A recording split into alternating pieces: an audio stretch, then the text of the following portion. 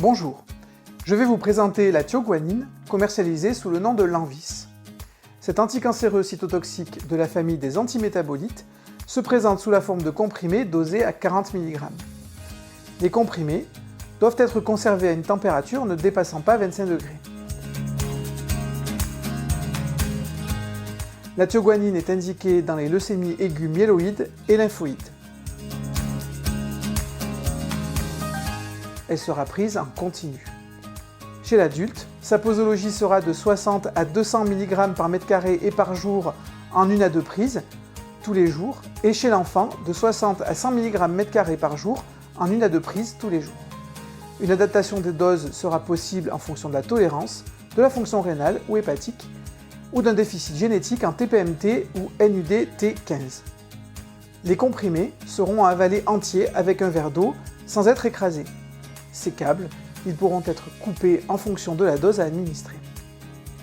Ils seront pris à heure fixe, à distance des repas, la prise de nourriture pouvant diminuer les taux plasmatiques en thioguanine. En cas d'oubli d'une prise, il conviendra de ne pas prendre la prise oubliée, mais d'attendre la prise suivante.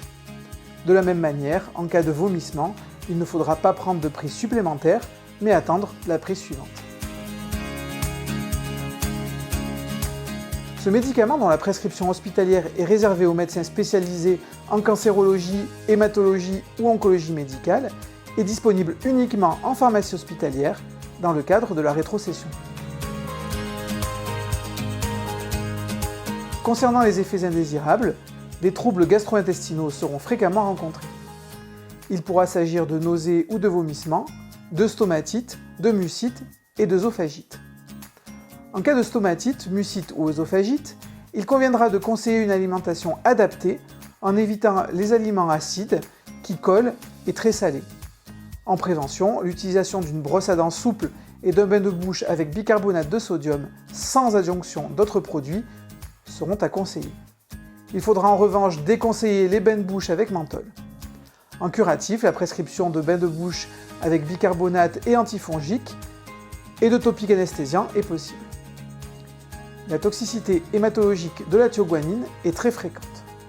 Elle sera à type de leucopénie ou de thrombopénie. Une surveillance régulière de la NFS sera nécessaire. Le traitement sera interrompu si le taux de polynucléaire neutrophile est inférieur à 1 Giga par litre et ou si le taux de plaquettes est inférieur à 50 Giga par litre. Des atteintes hépatiques, objectivées par une cytolyse avec élévation des transaminases ou une cholestase, sont très fréquentes. La réalisation d'un bilan hépatique régulier est nécessaire. Lors d'une prescription prolongée, il existe un risque élevé de maladies véno-occlusives hépatiques et d'hypertension portale. La thioguanine est photosensibilisante.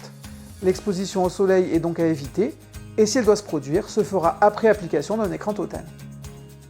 Enfin, une atteinte rénale est possible avec hyperuricémie et risque de lithiase. Une surveillance de la fonction rénale est donc nécessaire.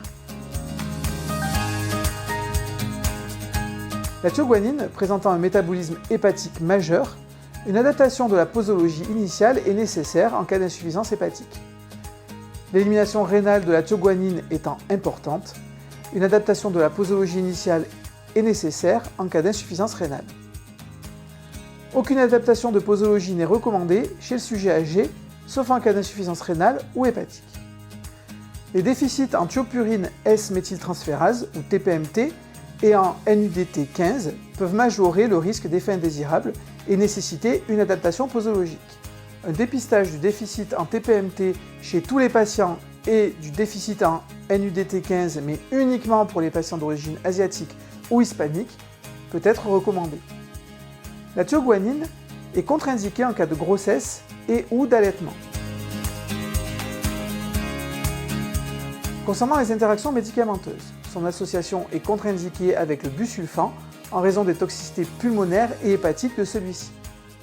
La vaccination contre la fièvre jaune, vaccin vivant atténué, est également formellement contre-indiquée en raison d'un risque de développement d'une maladie généralisée, potentiellement mortelle. L'administration d'autres vaccins atténués en cours de traitement est déconseillée pour les mêmes raisons et les vaccins inactivés seront à recommander.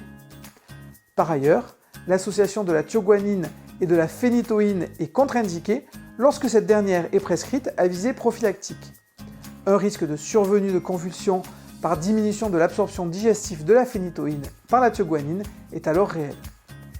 L'association de la thioguanine avec les dérivés du 5-ASA, mésalazine, olasalazine, sulfasalazine, sera à prendre en compte en raison de la majoration des effets indésirables hématologiques.